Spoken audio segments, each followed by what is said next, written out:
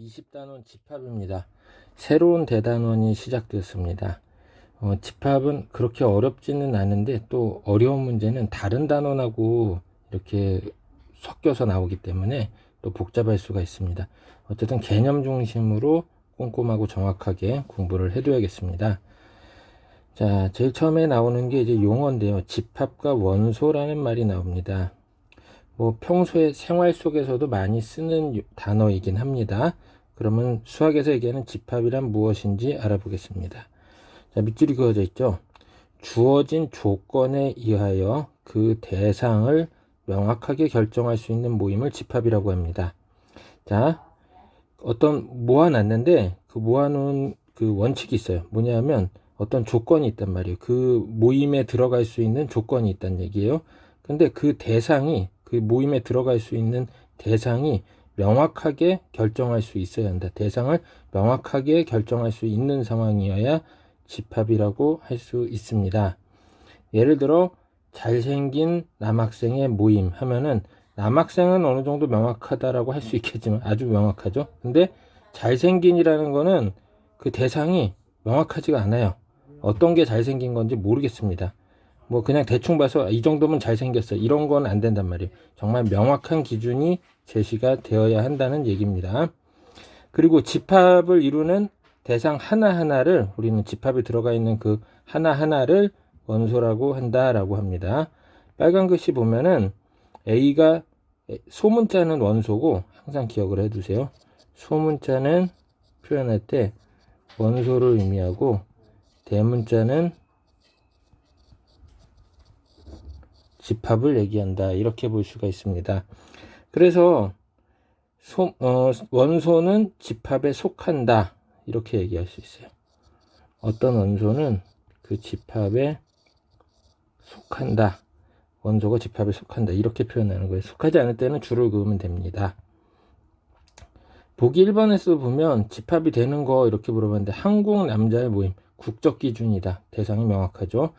근데 3번처럼 빨간 사과의 모임이다. 그러면 자, 이게 굉장히 애매합니다. 이런 것도 빨간 사과일 수 있지만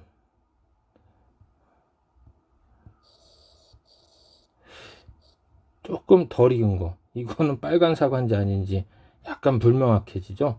그래서 요거를 구별하자 입니다. 가끔 어떤 학생들은 좀 전에 거 저거 당근색 사과예요 이런 얘기하는데 그런 얘기하면 안 되겠습니다. 자, 보기 2번도 한번 꼭 풀어보겠습니다. 그 실수체계, 수체계를 잘 익히고 있어야지 접근이 가능하겠죠. 자, 이제 집합의 표현 방법 공부해 보겠습니다. 집합을 표현하는 방법은 지금 원소 나열법과 조건 제시법이 나와 있는데 원소 나열법은 이 중괄호 안에다가 원소를 하나하나 다 씁니다. 하나하나 다 씁니다. 지금 A 집합의 원소 1, 2, 3, 4, 5, 6, 7. 뭐 이거 말로 설명한다면 1 이상 7 이하의 뭐 정수, 자연수 이런 식으로 얘기할 수가 있겠죠. 그리고 조건 제시법은 그 집합 A에 속하는 각 원소가 가지는 공통된 성질을 표현을 해줘야 합니다. 공통된 성질. 자, 집합 안에 X라고 해서 미지수로 된 어떤 대표적 원소를 제시합니다. 그리고 막대기 하나 긋고 그 다음에 P, 이 P 부분에 바로 조건을 제시하는 겁니다. 이 집합의 원소가 될 수 있는 조건을 제시하는 거예요. 그래서 지금 써놨죠. X 바 1 이상 7 이하의 X는 정수 이렇게 쓰면 됩니다. 자, 그래서 원소나열법, 조건제시법 표현하는 방법이 다를 뿐 똑같은 집합이 될 수 있습니다. 똑같게 표현해야 똑같은 거예요. 또 보기 3번하고 4번도 한번 읽어 보겠습니다. 보기 4번에 2, 3, 5, 7, 11, 13 이렇게 되는 거는 점점점 하면은 끝은 알 수 없지만 이건 모두 뭐다? 소수의 모임이다. 이렇게 생각할 수 있다는 거죠. 자, 네모 3번에 유한, 무한, 공 이렇게 세 가지가 나왔는데요. 원소의 개수가 유한이면 유한집합, 원소의 개수가 무한이면 너무 많아요. 셀 수 없어요. 너무 많아요. 이런 거는 무한집합. 원소가 단 한 개도 없으면 비어있으니까 비어있다라는 뜻의 공자를 써서 공집합 이렇게 얘기합니다. 물론 공집합도 유한 집합입니다. 자, 그리고 어떤 집합 S의 원소 개수를 표현할 때는 n 하고서는 괄호 안에 s를 쓰겠습니다. 무슨 얘기인지 알겠죠? 그럼 공집합은 원소 개수가 0개니까 ns 값이 이제 0이 되는 거죠. 그쵸? 자, 다음에 기본 문제 20-1번을 볼게요. A집합이 3, 6, 9, 12에서 99까지 100보다 작은 3의 배수인 것 같네요. B집합에는 X가 20보다 작은 소수입니다. 뭐 2, 3 이런 식으로 시작을 해서 19까지 있겠네요. 그 다음에 C에 X가 n분의 1이래. n은 자연수인데 그러면 제일 처음에 1분의 1, 2분의 1, 3분의 1, 4분의 1에서 그 끝은 알 수가 없겠죠. 그 다음에 D집합에서는 원소가 중괄호를 포함한 숫자입니다. 뭐라고요? 중괄호를 포함한 숫자. 요거 집합기호랑 여기 원소를 나타내기 위해 쓴 중괄호랑은 다릅니다. 자, 그래서 1번 보면은 60은 A집합의 원소냐? 뭐 3의 배수니까 맞겠죠. 19도 맞습니다. 근데 9는 어때요? 자연수분의 1의 형태의 분수가 안 되겠죠. 그래서 원소가 아니다고. 1하고 중괄호 1은 다른 거죠. 1하고 중괄호 1은 다르기 때문에 D의 원소가 되지 않는다 이렇게 봐야겠네요. 자, A는 아까 선생님이 설명했으니까 0과 100 사이에 3의 배수다 이렇게 쓰면 되겠고요. 유한집합을 모두 찾고 집합의 원소 개수를 구해보자. 뭐 여기서 무한이 되는 거는 누구밖에 없어요? C밖에 없죠. 나머지 원소 개수 세면 되겠습니다. 자, 그 다음에 이제 노가다 문제가 좀 나왔습니다. 기본 20-2번인데요. 실수를 원소로 하는 집합, 두 집합 A, B가 있는데 A집합에는 원소가 0, 1 있고 B집합에는 1, 2가 있네요. 여기 플러스로 표현한 집합은 각각의 집합의 원소끼리 더해서 새롭게 집합을 만든다 이런 얘기입니다. 더해서 만드니까 서로 다른 집합 두 집합 간의 원소를 더해줘요. 제일 작은 수는 0 더하기 1이고 그 다음에 0 더하기 1이 1이었으니까 2가 만들어지는 경우는 1 더하기 1이나 0 더하기 2죠. 두 번을 쓰진 않습니다. 서로 다른 연산에 의해서 결과가 나왔지만 두 번 쓸 필요는 없습니다. 1 더하기 2에서 3까지네. 그래서 1, 2, 3이 원소가 된다 이 얘기죠. 그 다음에 A와 A를 더한다. 그럼 A에 있는 원소를 두 개 이렇게 있는 거를 한 번 더 써서 A를 하나 더 써놓고 원소끼리 더해주는 거예요. 제일 작은 건 0 더하기 0이고 그 다음에 0 더하기 1 또는 1 더하기 0이죠. 제일 큰 거는 1 더하기 1, 2가 나오네요. 자, 그 다음에 3번은 소괄호에 있는 계산을 먼저 해서 지금 괄호 1번에서 A 더하기 B집합을 구해놨죠. 1, 2, 3이라고. 그거하고 B집합의 1, 2 얘네를 가지고 계산을 하면 2, 3, 4, 5가 나오겠습니다. 별로 어렵지가 않네요.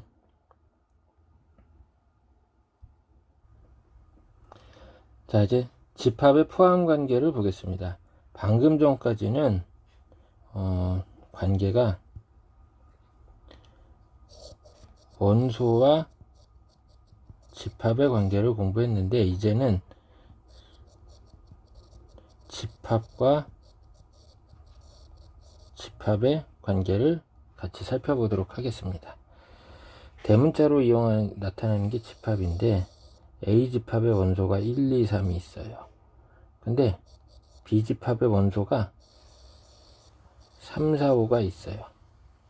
이런 두 집합의 관계는 공통의 원소가 있는 거고 A만의 원소, B만의 원소가 있는 거다. 이렇게 생각할 수가 있어요. 근데 또 A의 원소가 1, 2가 있는데 B의 원소는 1, 2, 3, 4가 있었대요. 그러면 이 둘의 관계는 어떤 거죠?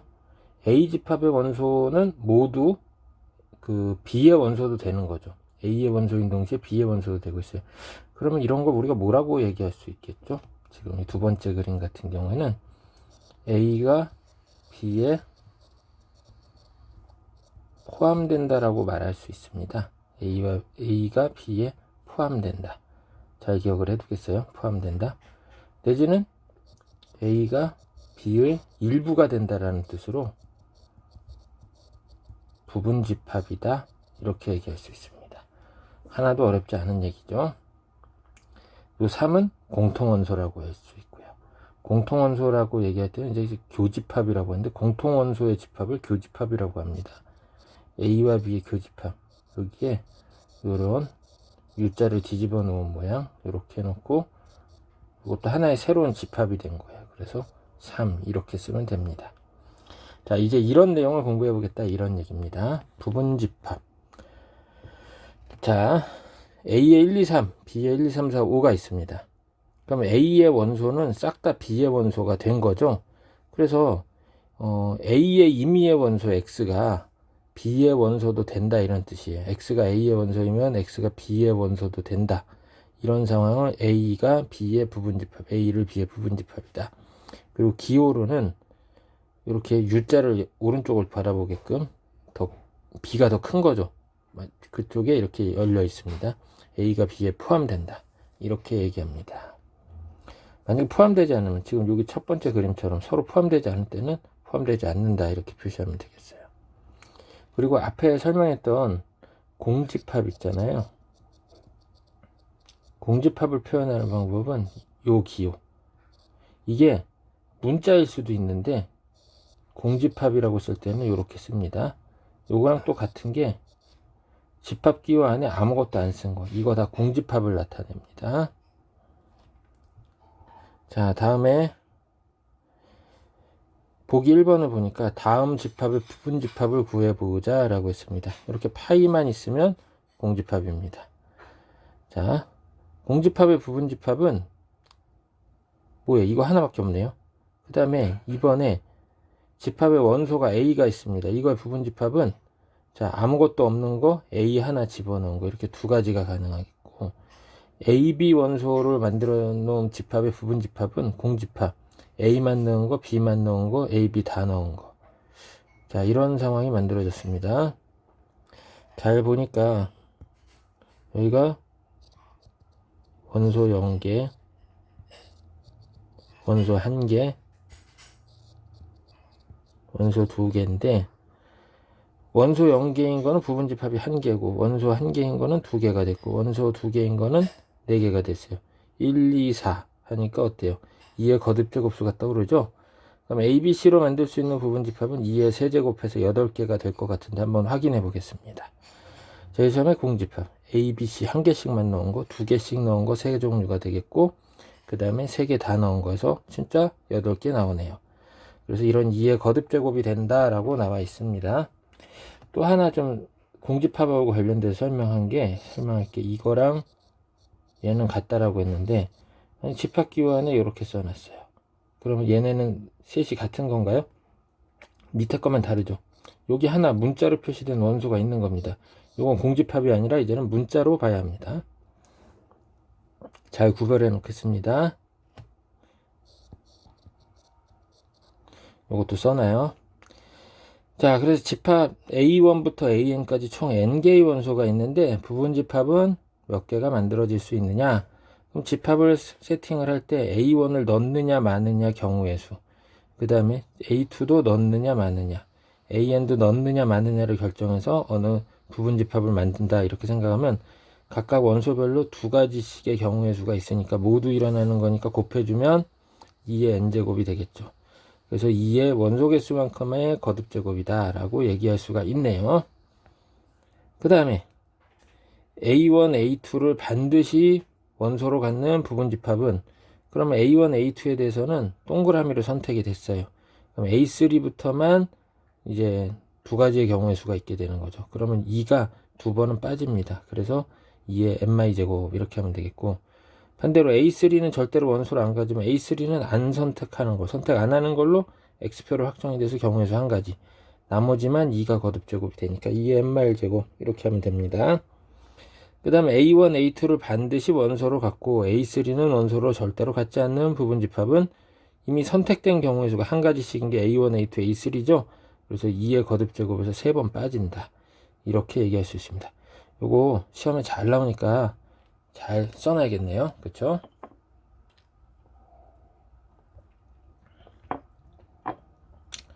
보기 2번 잘 풀어봐야겠습니다. 이거 중요합니다.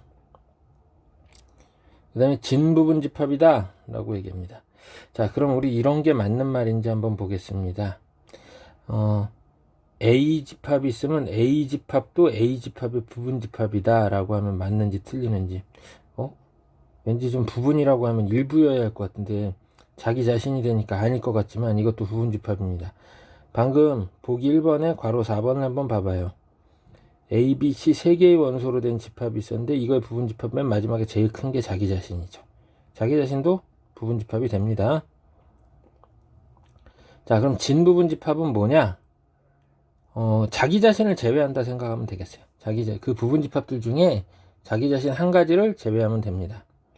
그리고 또 개념으로 알아둬야 하는 게 A가 B에 포함되고 B가 A에 포함되면 서로 같은 겁니다. 서로가 서로의 부분 집합이 되면 서로 같은 집합이 된다라는 거 알아두겠고요.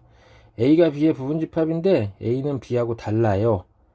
그러면 A는 B의 진부분 집합이다. 그렇게 하면 되겠습니다.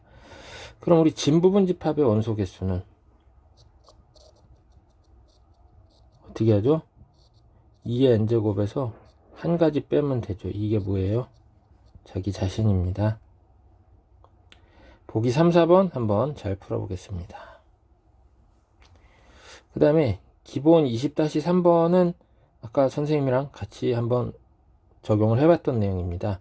더 쉬운 내용이니까 한번 지금 잠시 화면을 멈추고 잘 풀어보겠습니다. 아까 들었던 설명을 보면서 잘 풀어보세요. 유제 20-4번을 보겠습니다. 요런 형태 시험에 잘 나오는데요. 뭐 이거 자체를 묻는 게 아니라 요런 해석을 해야 하는 문제들입니다.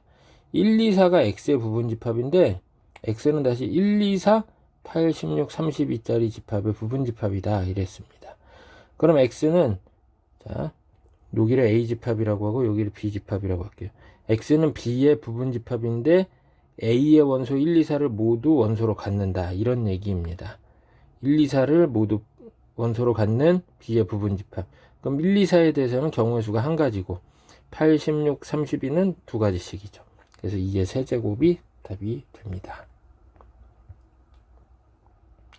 다음에 기본 20-4번인데 자, 뭐 벤 다이어그램이라고 하는 그림을 그려서 확인을 해도 잘 풀립니다. A가 B에 B가 C에 포함이 되다 보니까 A는 C에 포함된다. 여기 그림이 그려져 있죠? 확인이 됩니다. 근데 니은 같은 경우에 C집합이 이렇게 있나 봐요. 근데 A가 이 안에 들어가 있고 B도 이렇게 들어가 있을 수 있어요. 내지는 B가 좀 더 커질 수는 있지만 A, B가 같은가요? 절대 그렇지 않죠. 자, 또 디귿에 보면 A가